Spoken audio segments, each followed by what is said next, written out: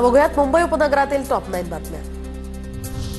अटल सेतू जोडणीसाठी धावपळ, वरळी शिवडी उन्नत मार्गिकेसाठी प्रभादेवी रेल्वे पुलाचं पाडकाम 50 दिवसात पूर्ण करण्याचं टार्गेट।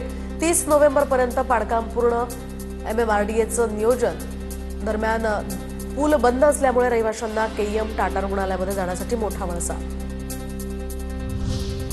मुंबई महापालिकेला 15% एकात्मिक गृहनिर्माण आणि अन्य एका योजनेअंतर्गत 426 घरं विक्रीसाठी उपलब्ध।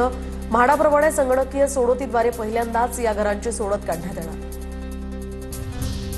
मुंबई विद्यापीठाच्या उद्यापासून सुरू होणाऱ्या हिवाळी परीक्षा पुढे ढकलण्यात आल्याचं परिपत्रक व्हायरल। मात्र हे परिपत्रक बनावट असून मुंबई विद्यापीठानं असं कोणतंही परिपत्रक प्रसिद्ध केलं नसल्याचा विद्यापीठाकडून खुलासा। मुंबई महापालिकेवर आता छटपूजेचा सुद्धा ताण असणार। मंगलप्रभात लोढा आणि अमित साटम यांनी छटपूजेनिमित्त आढावा बैठक घेतली। या बैठकीमध्ये मुंबईत 40 ठिकाणी छटपूजेसाठी सोयीसुविधा उपलब्ध करून देण्याचा निर्णय।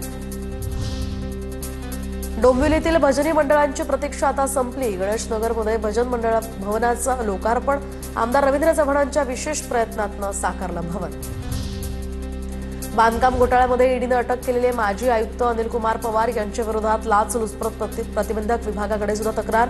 माजी स्थायी समिती सभापती सुदेश चौधरी यांनी बांधकाम परवानगी देण्यासाठी किती लाच मागितली होती याचं या ठिकाणी दरपत्रक सादर केलं। मुंबई शहर आणि उपनगर जिल्हा विवाह नोंदणी कार्यालयामध्ये गेल्या 9 महिन्यात 4594 विवाहांची नोंदणी। जानेवारी ते सप्टेंबर दरम्यान मुंबई शहरात 1073 तर उपनगरात 3521 विवाह पार पडले। राज्यातनं मोसमी पाऊस परतताच आता तापमानात मोठी वाढ। मुंबईसह अनेक भागात दमट वातावरणामुळे नागरिक हैराण। रत्नागिरीमध्ये राज्यातील सर्वाधिक 35.40°C तापमानाची नोंद। काही दिवस उकाडा कायम राहणार असल्याचा अंदाज।